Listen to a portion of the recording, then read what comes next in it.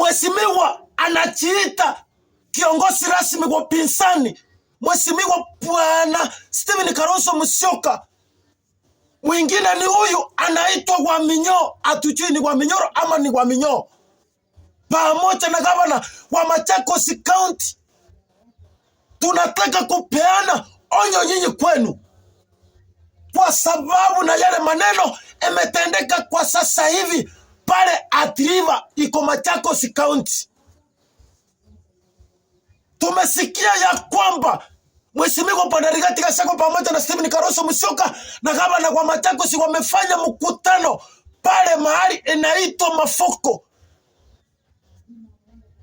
kuenda kutukana mjumbe wa Mafoko anaitwa Mheshimiwa Honorable Patrick Makau.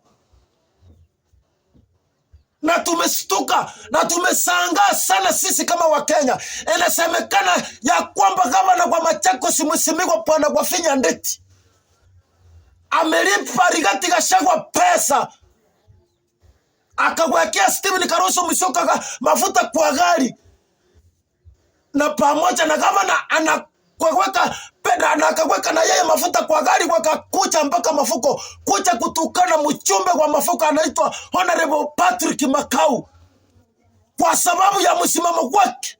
Kwa sababu ya msimamo wake pamoja na watu wa Mafoko, anasema anaenda kuwania kiti ya ugavana Machakos mwaka wa 2027.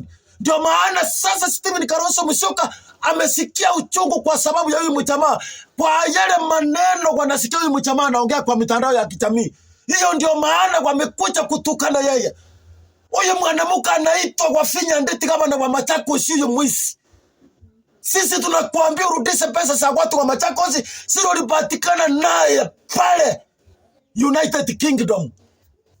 Kwa sababu mmesikia huyu mjamaa anaitwa Patrick Makau ndiye anaenda kuwania kiti ya ugavana mwaka wa 2027 pale Machakos County. Ndio maana mumeanza vita na yeye. Hiyo ndiye imesababisha watu wameandamana Athi River, wamefunga parapara, wanasema na munai. Wewe Mheshimiwa Bwana Rigathi Gachagua, huyu mchumba unaenda kutukana huko wa Mafoko, huyu ako Machakos County. Machakos County sio Mount Kenya. Wewe enda utukane wale wachumbe wale umechagua Mount Kenya, lakini huyu mchumbe wa Mafoko haiko Mount Kenya. Mafoko iko Machakos County. Wewe Mheshimiwa Bwana Rigathi Gachagua, na tulikuambia wewe akili yako iko siwe chindani ndiye mechaa.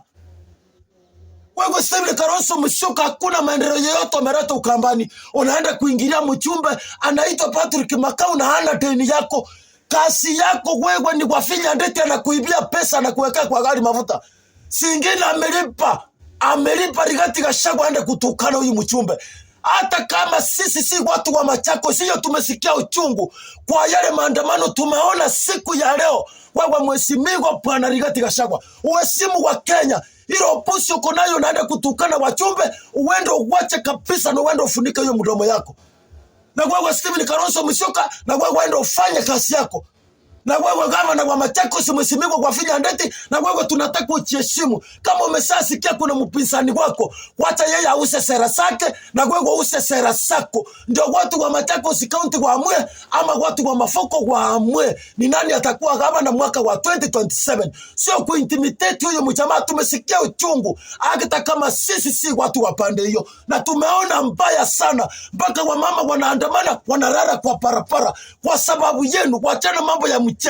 Kwa hivyo wewe Rigathi Gachagua tunapeana onyo kwako. Wewe Stephen Kalonzo Musyoka tunapeana onyo kwako.